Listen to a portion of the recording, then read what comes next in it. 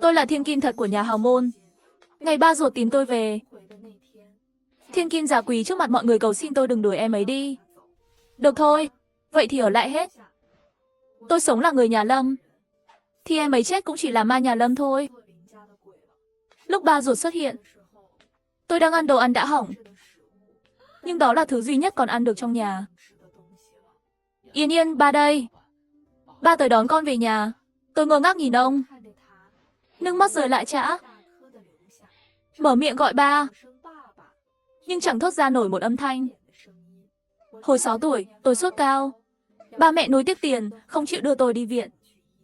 Tôi tự vượt qua, giữ được mạng. Nhưng thành ra vừa điếc vừa câm. Ba ruột mắt đỏ hoe, ôm chặt lấy tôi. Tôi được mọi người vây quanh, nhưng mãi chẳng thấy mẹ ruột đâu. Tôi nắm tay ba ruột, lục từ cái cặp rách ra một cuốn sổ, viết lên 3 chữ.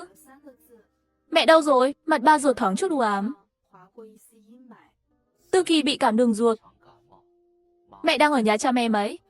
Yên Yên về với ba là thấy mẹ ngay. Tôi gật đầu thật mạnh. Ba tiện tay cầm sổ tôi lên. Ba xem được không? Tôi tiếp tục gật. Ngồi trong xe sang xịn, ba ruột mở sổ tôi ra, chỉ lật vài trang. Ông không xem tiếp. Trong đó đầy những lời tôi từng viết cho ba mẹ nuôi. Mẹ, con sai rồi. Ba, đừng đánh con. Sau này con sẽ cố kiếm tiền. Con đói. Mẹ xinh đẹp, cho con chút đồ ăn được không? Đại loại thế. Chắc ba ruột đau lòng lắm. Về tới nhà họ Lâm, mẹ đỡ Lâm Tư Kỳ yếu ớt, đón tụi tôi ở cửa. Lâm Tư Kỳ thơm tho mềm mại. Cả hai đều 16 tuổi, nhưng em cao hơn tôi cả cái đầu. Em khóc lóc lao tới, quỳ sụp ngay chân tôi. Yên Yên, xin chị, đừng đuổi em đi. Nếu nhà họ Lâm không cần em thật sự không còn chỗ nào để về. Hôm qua nghe Lâm gia sắp tới đón, ba mẹ nuôi em cuốn gói chạy trốn trong đêm. Tôi biết, họ muốn cắt đứt đường, đưa Lâm Tư Kỳ về lại Lâm gia. Lâm Tư Kỳ quỳ xuống. Mẹ ruột tôi chịu không nổi trước. Bà lao tới, lườm tôi một cái khó chịu. Yên Yên, con sao thế? Kỳ Kỳ đang mà cầu xin con lại chẳng động lòng. Con không biết đỡ em ấy dậy. Đứa con này sao lòng dạ sắt đá vậy? Tôi nắm chặt tay ba ruột, mặt đầy hoảng loạn và nghi hoặc. Yên Yên không nghe được, chỉ đọc được chút môi thôi. Vừa rồi Tư Kỳ không quay mặt về phía con. Sao con biết em ấy nói gì được? Liệu có nhầm lẫn gì không? Nhà mình không có ghen điếc câm, con mình sao lại thế này được? Sốt cao không chữa kịp, dẫn tới tai nạn này. Sao không chữa kịp chứ? Ba mẹ nuôi không chịu đưa con bé đi viện sao? Ba ruột đưa cuốn sổ cho mẹ ruột. Mẹ tự xem đi. Tôi được ba ruột kéo vào nhà. Nhìn phòng khách rộng thênh thang, tôi càng hoảng loạn hơn, vội níu chặt tay ba ruột. Yên Yên đừng sợ, đây là nhà con. Mọi thứ đây đều là của con. Lâm Tư Kỳ nghe xong chạy vào, nước mắt lưng tròng ôm lấy tôi. Ba ơi, Yên Yên đáng thương quá. Nhường phòng em cho chị ấy đi. Em ở phòng khách cũng được. Tôi cười lạnh trong lòng. Chẳng lẽ em không hiểu? Phòng đó vốn là của tôi từ đầu sao? Mẹ ruột xem xong sổ của tôi, mắt ngân ngấn nước. Nhưng tình cảm nuôi dưỡng bao năm khiến bà vẫn thiên vị Lâm Tư Kỳ. Con ở phòng đó 3 năm rồi. Đột ngột đổi đi, con sẽ không quen. Để Yên Yên ở phòng khách đi. Mai, tụi mình sẽ trang trí phòng công chúa cho Yên Yên. Mẹ tốt của tôi ơi, mẹ nghe tôi đi. Sau này đồ tốt trong nhà tôi sẽ nhường hết cho Yên Yên. Cuối cùng mẹ ruột không thắng nổi Lâm Tư Kỳ. Tôi bị tống thẳng vào phòng Lâm Tư Kỳ luôn. Lâm Tư Kỳ bảo muốn dẫn tôi đi xem phòng một mình. Con câm nhỏ, mày lại là con ruột ba mẹ tao thật sao? Mày cũng xứng. Tao cảnh cáo mày, cấm kể chuyện trước kia ra ngoài. Đúng vậy, tôi với Lâm Tư Kỳ quen nhau từ lâu rồi. Ba mẹ nuôi tôi để ngày nào cũng gặp được Lâm Tư Kỳ. Đã mở quán ăn vặt ngay cổng trường em ấy. Tôi học trường cầm điếc vài năm, rồi bị mẹ nuôi đuổi ra quán làm việc. Ngày qua ngày, mưa gió không ngừng. Lần đầu em ấy bắt nạt tôi là năm em học lớp 8. Chỉ vì thằng bạn đi cùng mua kem. Khen tôi xinh một câu. Lâm Tư Kỳ liền đập ly kem vào đầu tôi. Hôm đó, tôi bị ba mẹ nuôi ép quỳ xin lỗi Lâm Tư Kỳ. Họ còn vì thế mà cho em ăn uống miễn phí từ đó về sau, để họ có cớ gặp con gái ruột nhiều hơn. Từ hôm ấy, Lâm Tư Kỳ 3 ngày lại kiếm chuyện với tôi. Mỗi lần đều kết thúc bằng lời xin lỗi của tôi. Ba mẹ nuôi lấy đó làm trò vui, coi tôi như món đồ chơi của Lâm Tư Kỳ. Đêm khuya, tôi nằm trên giường không ngủ nổi. Mẹ ruột vào thăm tôi giả vờ ngủ say. Ba giảm gió điều hòa cho tôi. Rồi ra ngoài, nói với ba ruột, Kỳ Kỳ cũng là con tôi. Anh không được vì Yên Yên về mà lạnh nhạt với Kỳ Kỳ. Ba ruột không đáp lại bà. Hai người về phòng ngủ luôn. Đúng vậy, tôi nghe được hết.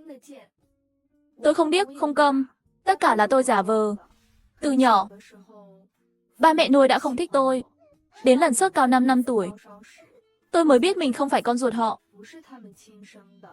Họ lén nói không muốn chữa cho tôi. Chết trong nhà cũng tốt.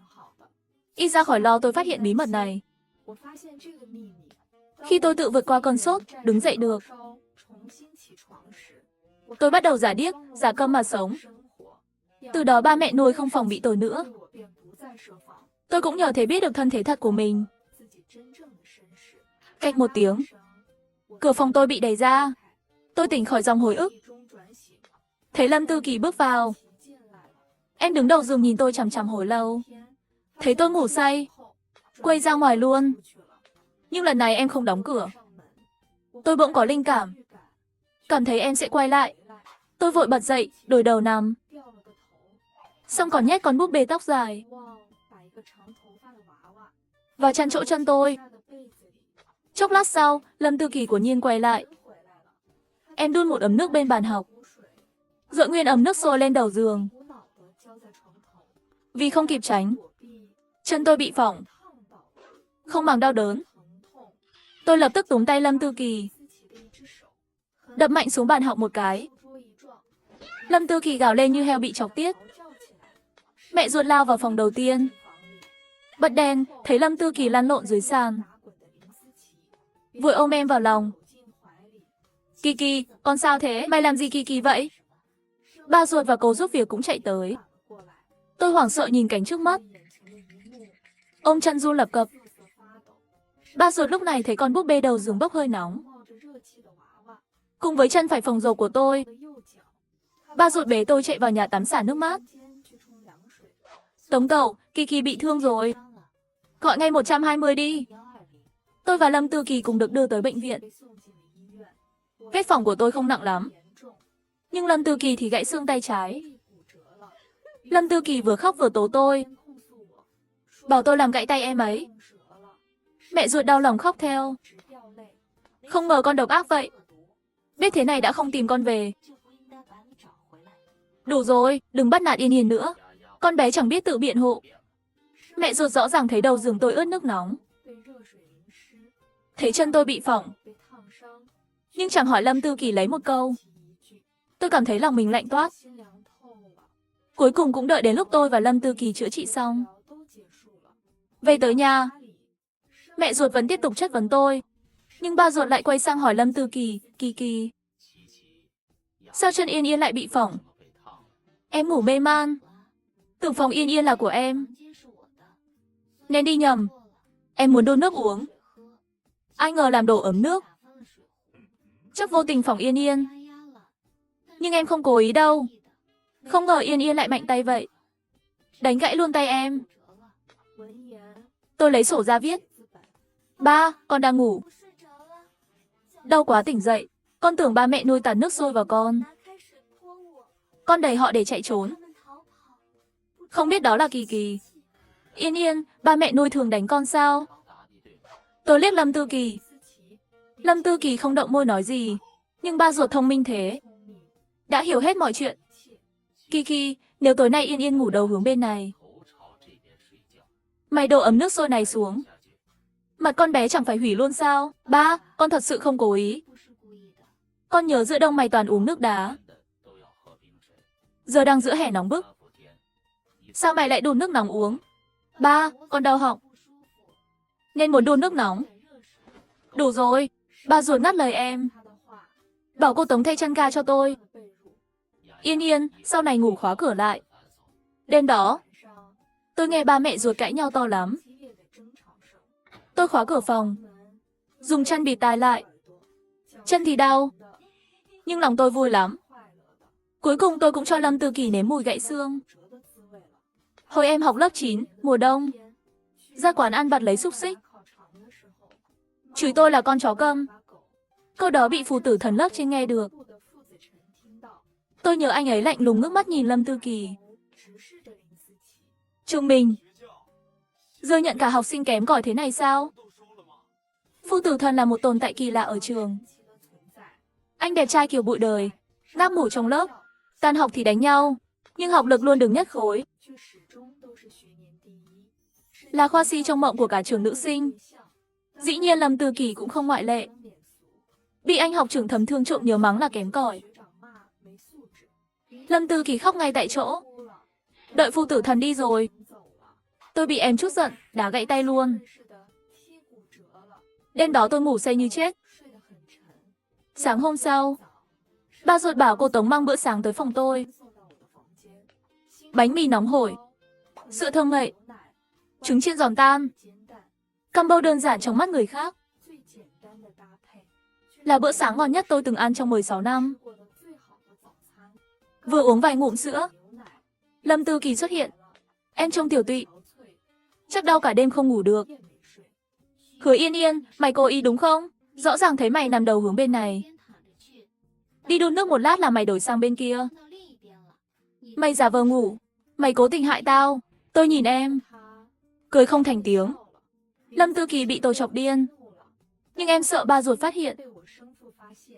Chỉ dám véo đùi trong của tôi cảnh cáo.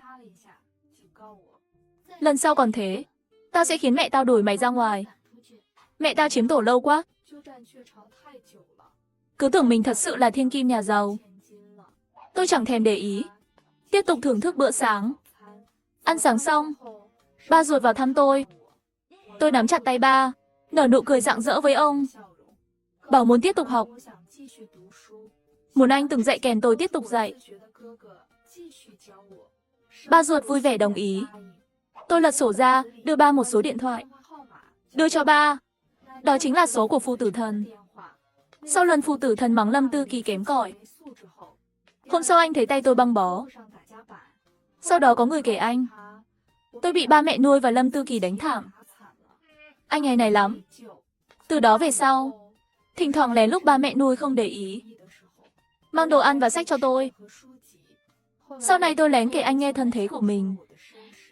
Vì dù biết ba ruột là ai, tôi chẳng có cách nào liên lạc.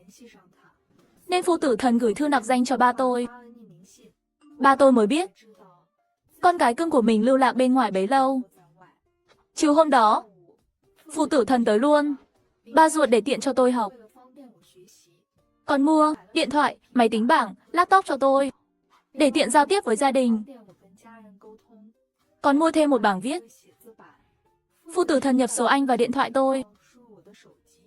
Lại giúp tôi đăng ký WeChat. Đúng lúc này, Lâm Tư Kỳ bước vào. Anh phù tử thần. Sao anh ở đây? Anh là gia sư của Yên Yên. Yên Yên, chị may mắn thật. Tin được anh học trưởng dạy kèm luôn. Tiện thể em muốn ôn trước lớp 11. Anh học trưởng dạy chị hơi phí tai. Chi bằng chị nhường anh cho em đi. Em sẽ xin mẹ tìm người khác cho chị. Nói xong chẳng đợi tôi đáp, chạy thẳng xuống lầu tìm mẹ ruột tôi. Chẳng bao lâu mẹ ruột lên, bảo phù tử thần đổi học sinh thành Lâm Tư Kỳ. Bà Lâm, tôi đồng ý. Dạy cho Yên Yên với ông Lâm rồi. Yên Yên ngoan lắm. Tôi thích dạy em ấy. Tôi không muốn đổi. Bà Lâm, tụi tôi bắt đầu học đây. Mẹ ruột bị hụt hẫng, tức tôi kéo Lâm Tư Kỳ xuống lầu. Chưa tới 2 ngày, để thể hiện tình mẹ, mẹ ruột tôi thuê hẳn một gia sư nổi tiếng cho Lâm Tư Kỳ. Vì gia sư này nghiêm khắc lắm, Lâm Tư Kỳ ăn đủ nhưng ngậm Hoàng Liên, khổ mà chẳng nói ra được. Nhìn tôi là mặt muốn giết người luôn. Khoảng nửa tháng sau, chân tôi đỡ nhiều. Đúng dịp Chủ nhật, tôi với Lâm Tư Kỳ không phải học gia sư. Em rủ tôi đi trung tâm thương mại mua đồ. Cuối tuần sau nửa tháng tôi về nhà. Thiên Kim Giả đề nghị dẫn tôi đi shopping. Dọc đường em tỏ ra thân thiện với tôi lắm. Nhưng tôi đã lén nghe được kế hoạch trả thù của em. Em muốn tôi bị đuổi khỏi nhà. Theo cách nhục nhã nhất. Quả nhiên vừa vào trung tâm, Lâm Tư Kỳ bắt đầu hành động ngay. Em đánh lạc hướng mẹ ruột, kéo tôi vào nhà vệ sinh. Lôi tôi vào xong, em khóa cửa lại luôn. Lâm Tư Kỳ gọi điện báo địa chỉ. Rồi vung tay, tát tôi 2 cái. Hứa Yên Yên, biết sợ chưa? Mày tưởng dựa hơi ba tao là ngon. Tao hết cách trị mày chắc. Sao mày không chịu hiểu vị trí của mình vậy? Mày nghĩ ba mẹ thật sự chấp nhận một đứa con điếc câm sao? Họ chỉ thương hại mày nên giữ lại thôi. Mặt mũi nhà họ Lâm phải là tao gánh vác. Em giật lấy bảng viết điện tử ba mới mua cho tôi. Đập nát xuống sàn luôn. Tôi hoảng loạn ra giấu tay. Mày còn muốn làm thiên kim nhà họ Lâm sao? Chẳng lẽ đi tiệc rượu? Mày định dùng tay ra hiệu giao tiếp với người ta hả? À, tao quên mất. Mày còn chẳng học nổi ngôn ngữ ký chuẩn. Chỉ biết cầm cuốn sổ rách đó. Viết chữ ngoạch ngọt nói chuyện với người ta. Em trút hết bực dọc. Cho tới khi nhà vệ sinh, có 2 thằng lưu manh chừng 20 tuổi bước vào. Giao cho tụi mày. 2 thằng liếc nhau. Cười cười tiến lại gần tôi. Lâm Tư Kỳ bật camera điện thoại. Chĩa vào tôi quay. Lên nào, không biết phụ tử thần thấy mày. Háo hức hẹn hò với mấy thằng trong nhà vệ sinh. Sẽ nghĩ sao đây? Tôi ép nước mắt tuôn ra. Lệ nhòa làm mặt chúng thành một đám mơ hồ. Tôi nhớ lại 1 năm trước. Lâm Tư Kỳ cũng gọi 2 thằng này. Định lôi tôi vào bụi cây làm nhục. May có 2 bà cô đi ngang qua. Dọa chúng chạy mất dép. Hứa Yên Yên, đừng sợ chứ. 2 thằng này là người tình cũ của mày mà. Tụi mày chết chân hả? Thì tới miệng mà không biết ăn. Lâm Tư Kỳ thét lên một tiếng thảm thiết. Em ôm mặt. Máu trào qua kẽ tay đỏ lòm. 2 thằng lưu manh chẳng bằng tôi nữa. Chúng gỡ tay Lâm Tư Kỳ ra. Thấy mà trái em rách toạc, lộ cả xương. Bị tôi rạch một nhát sâu hoắm. Tôi giơ tay phải lên, trên đó là một con mèo nhỏ xinh. Vuốt hổ, làm từ hợp kim, cứng và sắc bén. Vuốt hổ là phù tử thần tặng tôi phòng thân. Không ngờ lại có ngày dùng tới. Tôi chậm rãi đứng dậy. Giơ nắm đấm về phía 2 thằng lưu manh. Ánh mắt liều mạng của tôi dọa chúng sợ xanh mặt. Lúc này ngoài cửa có người đẩy vào. 2 thằng cướp đường chạy trối chết. Lâm Tư Kỳ bên gương. Nhìn rõ mặt mình. Tiếng hét vang tận mây xanh. Người ta bắt đầu tụ lại chỗ này. Tôi lấy điện thoại ra. Tắt ghi âm. Gọi 110 rồi đưa máy cho người qua đường. Nhờ họ báo cảnh sát. Mẹ ruột lúc này cũng tới. Lâm Tư Kỳ lao vào lòng mẹ ruột khóc nức nở. Làm sao đây? Yên Yên dùng cái đó làm hỏng mặt con. Mẹ, đời con xong rồi. Hứa Yên Yên, mày là con sói độc ác. Sao mày nỡ ra tay nặng thế? Tao phải tống mày vào tù. Tao không có đứa con như mày. Bà dám chửi tôi là sói độc. Thế ba là gì? Bà bỏ mặc nỗi khổ con ruột. Coi một kẻ xâm nhập là con mình. Hùa theo kẻ đó. Hại con ruột mình không ngừng. Tôi chẳng thèm để ý con sói này. Nhắn uy chắc cho ba ruột và phụ tử thần. Trung tâm gặp chuyện rồi. Tới ngay đi. Ba ruột và phụ tử thần nhanh như chớp. Đến cùng lúc với cảnh sát. Vì Lâm Tư Kỳ chỉ tôi là thủ phạm. Cảnh sát tạm giữ tôi. Tư Kỳ được đưa tới bệnh viện chữa trị. Ba ruột với phụ tử thần theo tôi về đồn. Tôi gõ chữ trên điện thoại. Kể lại toàn bộ sự việc. Đưa luôn đoạn ghi âm ra. Chuyện nhà mình. Tự về giải quyết đi. Tôi vội níu áo ba ruột. Có chữ cho ba. Mẹ vừa bảo sẽ tống con vào tù. Ba biết rồi. Ba ruột đưa tôi về nhà. Phu tử thần ở lại với tôi. Ba ruột đi bệnh viện. 2 tiếng sau, ba dẫn mẹ ruột và Lâm Tư Kỳ về. Mặt Lâm Tư Kỳ quấn băng gạc. Nghe bảo khâu hơn 10 mũi. Bác sĩ nói lành rồi vẫn để lại sẹo. Sau này còn phải làm thẩm mỹ. Khôi phục được bao nhiêu thì chưa biết. Hứa Yên Yên, từ lúc mày về nhà họ Lâm, nhà tao chẳng có ngày nào yên bình. Tao quyết định rồi. Con gái nhà này chỉ có Kỳ Kỳ. Mày đi đi, tao sẽ cho mày chỗ ở. Cùng đủ tiền sống. Số tiền này đủ cho mày sống vô tư tới 100 tuổi. Nhưng đừng làm phiền nhà họ Lâm nữa. Tôi biết. Từ đầu tới cuối bà ta ghét tôi điếc câm. Thấy tôi không lành lặn. Không xứng làm thiên kim nhà họ Lâm. Bà Lâm. Hình như ông Lâm chưa kịp kể bà sự thật. Sự thật gì? Chẳng phải sự thật là Hứa Yên Yên ghen với sắc đẹp của Kỳ Kỳ. Rạch mặt con bé sao? Không ngờ bà Lâm không chỉ thiên vị, mà mắt thẩm mỹ cũng có vấn đề. Kỳ Kỳ, cảnh sát đã vào cuộc rồi. Nếu mày nói thật, ba với Yên Yên có thể nhẹ tay với mày. Giờ nói ba nghe. Trong nhà vệ sinh rốt cuộc xảy ra gì? Ba, mẹ, con chẳng làm gì hết. Yên Yên dùng vuốt hổ làm con bị thương. Ba ruột bực mình, bật ngay đoạn ghi âm trong máy tôi. Mẹ ruột nghe xong, không tin nổi, để Lâm Tư Kỳ ra. Đó thật sự là lời mày nói sao? Mẹ, xin lỗi, con bị ma xui quỷ khiến. Con sợ Yên Yên đuổi con đi. Sợ ba mẹ không cần con. Con yêu cái nhà này quá. Bỏ được vinh hoa phú quý, nhưng không đỡ xa ba mẹ. Thế nên mày định phá hủy Yên Yên. Muốn con bé mang tiếng xấu kiểu này, để nhà họ Lâm chán ghét nó. Rồi sao? Mày mãi mãi làm thiên kim nhà họ Lâm được hả? Tao không tin nổi. Đứa con tao dạy dỗ 16 năm, lại độc ác đến vậy. Yên Yên, Kỳ Kỳ chỉ nhất thời hồ đồ. Con đã làm mặt nó bị thương. Coi như huề. Với lại con cũng đâu bị 2 thằng đó làm gì. Tha cho Kỳ Kỳ chuyện này đi, được không? Lòng chết là cảm giác gì? Chắc chỉ tới mức này thôi. Con cũng không bị 2 thằng đó làm gì. Đây là lời một người mẹ nên nói sao? Mẹ, con có thể tha thứ cho Kỳ Kỳ. Nhưng con sợ em ấy lại làm hại con. Bà Lâm, theo tôi biết, đây không phải lần đầu Lâm Tư Kỳ hại Yên Yên. Tôi từng học cùng trường với Tư Kỳ. Hồi đó Yên Yên bán kem ngoài cổng trường. Tư Kỳ bắt nạt con bé không biết bao lần. Hồi đó tụi tôi lạ lắm. Sao ba mẹ Yên Yên không bênh con bé, lại giúp Tư Kỳ đánh mắng nó? Giờ tôi hiểu rồi. Vì ba mẹ nuôi Yên Yên biết Tư Kỳ mới thật sự là con ruột họ. Tử thần, mày nói thật hết hả? Chắc như đinh. Ông Lâm không tin. Cứ hỏi mấy học sinh khác xem. À đúng rồi, 2 thằng định hại Yên Yên. Cũng không phải lần đầu hợp tác với Lâm Tư Kỳ. Đợi cảnh sát bắt được chúng, ông Lâm tự đi hỏi cũng được. Thằng khốn, cứ đợi ngồi tù đi.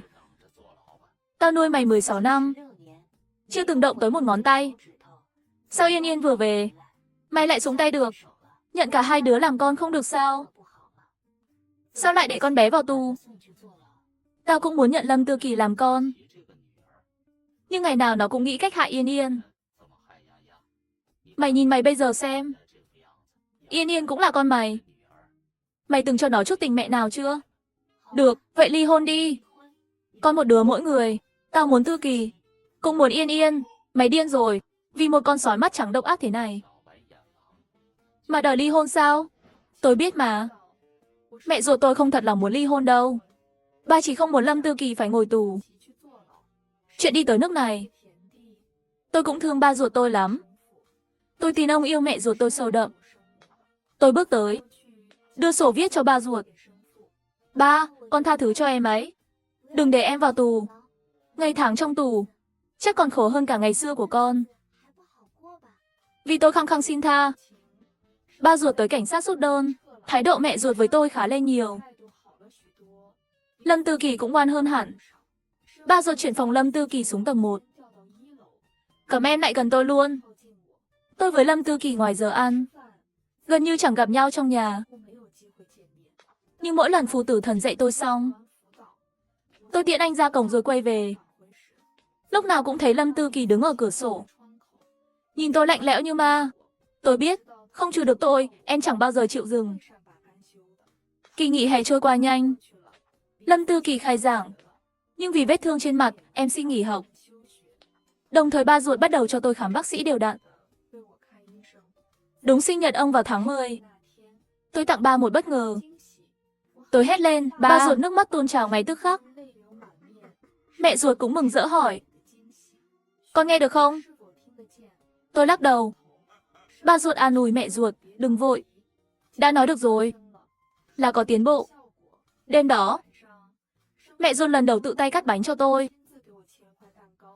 Con chụp mấy kiểu ảnh chung với tôi. Khoảnh khắc đó tôi hiểu ra, mẹ ruột cần một đứa con lành lặn để làm dạng danh gia đình. Vì mặt Lâm Tư Kỳ có sẹo, nên em ghét chụp ảnh lắm. Khi em thấy mẹ ruột vui vẻ kéo tôi, chĩa máy ảnh làm dấu ia, mặt em ngoài tức giận còn đầy nỗi buồn. Hôm đó tôi vào nhà vệ sinh, nghe Lâm Tư Kỳ gọi điện cho ai đó, bảo muốn bắt cóc tôi. Quả nhiên em giống hệt ba mẹ nuôi tôi. Không đạt mục đích thì không chịu dừng. Như năm xưa, để tìm ba mẹ nuôi tốt cho Lâm Tư Kỳ, họ mổ đẻ sớm nửa tháng cho em ra đời, chỉ để cùng ngày sinh với tôi, rồi đổi hai đứa trẻ. Nhưng một đứa con gái 16 tuổi lên kế hoạch bắt cóc.